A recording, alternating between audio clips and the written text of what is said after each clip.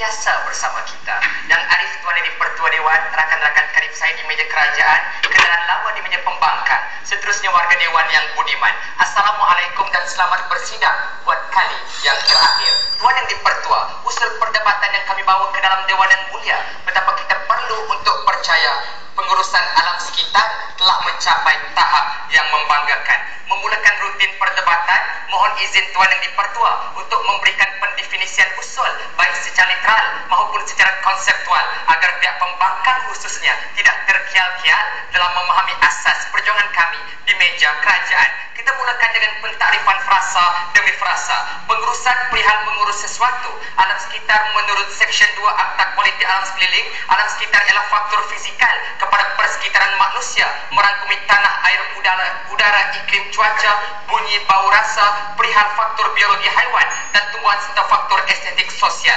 Telah kata yang menyatakan perbuatan sebaik sahaja mencapai mendapat sesuatu menerusi usaha tahap peringkat yang kata hubung dan membanggakan, menimbulkan rasa bangga, menimbulkan rasa besar hati. Selesai bahagian literal. Sekarang kita beralih pula kepada konsep perdebatan yang menjadi kiblat perjuangan kami di meja kerajaan. Pertama, apakah konsep pengurusan alam sekitar? Kami suka untuk merujuk kepada pentakrifan UNEP di bawah program alam sekitar di bawah Pertubuhan Bangsa-Bangsa Bersatu yang mentakrifkan pengurusan alam sekitar ini menghalusi peranan badan pentadbir pelaksana dalam pengurusan alam sekitar. Yang kedua, pemeliharaan dan pemuliharaan yang menjurus kepada pengurusan yang efisien selaras dengan objektif kelestarian alam sekitar secara mapan. Pengurusan alam sekitar inilah yang kami katakan telah mencapai tahap yang membanggakan.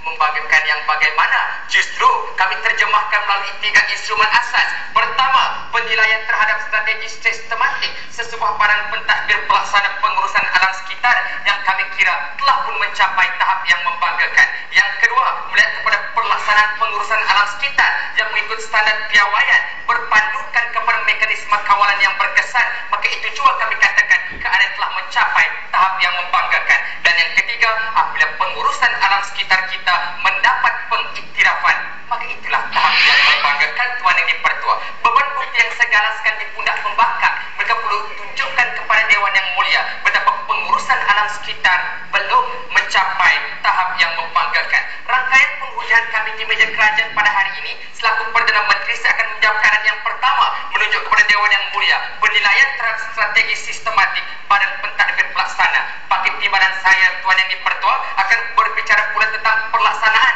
mengikut standar piawaian berlandaskan kepada mekanisme kawalan yang berkesan. Dan yang ketiga, beliau akan tunjukkan pengiktirafan yang menggambarkan tahap yang membanggakan. Yang ini Tuan Yang di-Pertua seperti biasa akan menelan segala puja-puja kelompok dan kosong di meja pembangkang. Silakan berhormat. Yang berhormat, bagaimana kita ingin menilai sama ada plan strategi itu merupakan plan strategi yang baik ataupun tidak? Tuan Yang di-Pertua, itulah kami akan tunjukkan strategi pelaksanaan ini telah pun diaplikasikan untuk penyelesaian masalah dalam alam sekitar. Ini yang akan dibuktikan sepanjang perdebatan. Tuan Yang di-Pertua, kembali kepada penghujaan pertama kami di meja kerajaan. Kita lihat bagaimana Tuan Yang di-Pertua rancangan Malaysia ke-9 melalui bab 22 perkara 3/2.1 penumpuan kepada aspek kelestarian alam sekitar secara mapan. Bagaimana 1.9 juta dana telah pun diletakkan sebagai peruntukan pembangunan alam sekitar secara lestari. Bagi menyahut seruan ini, bagi badan-badan pentadbir telah pun merangka strategi pelaksanaan yang sistematik. Contoh yang pertama, Jabatan Alam Sekitar yang telah menetapkan objektifnya adalah untuk memastikan keunikan, kepelbagaian dan kualiti alam sekitar dikekalkan bagi menjamin kesihatan, kesejahteraan, keselamatan dan keselesaan hidup rakyat masa kini dan masa akan datang. Kami kira keadaan ini menjadi lebih sistematik dengan perangkaan strategi pelaksanaan,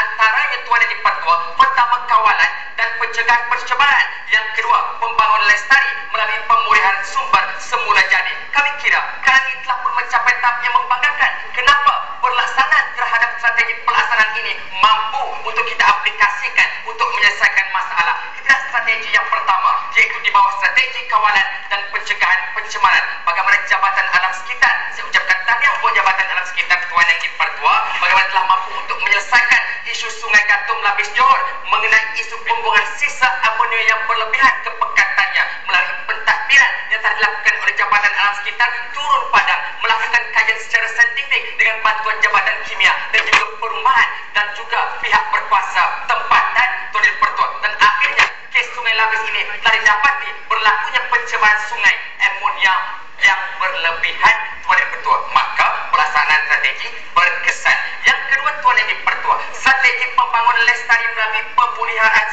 sumber semula jadi. Bagaimana kami katakan, ia telah mencapai tahap yang membanggakan. Bagaimana isu pembalakan haram di hutan simpan Endau Rompin mampu untuk dikesan dan juga diatasi. Apa yang telah Jabatan Alam Sekitar lakukan bagi untuk mengatasi masalah ini? Mereka telah melakukan siasatan dan membuat pengesahan bahawa kawasan tersebut telah pun digondolkan dan dibotakkan seluas 3,500 hektar. Siasatan terus dilakukan dengan kerjasama Jabatan Perhutanan Negeri Pahang dan juga pihak media. Setelah dikaji melalui unit penyelarasan perancangan pembangunan Tuan Yang Dipertua, kegiatan ini telah pun disahkan didapati bertentangan dengan ketetapan EIA yang boleh membawa kepada pengenaan kompaun atau hukuman penjara dan denda RM100,000 maksimal di bawah Akta Kualiti Alam Sekeliling 1974. Maksudnya strategi ini mampu untuk dilaksanakan dan masalah mampu untuk diatasi. Maka kami katakan pengurusan alam sekitar kita di tahap yang membanggakan Tuan Yang Dipertua.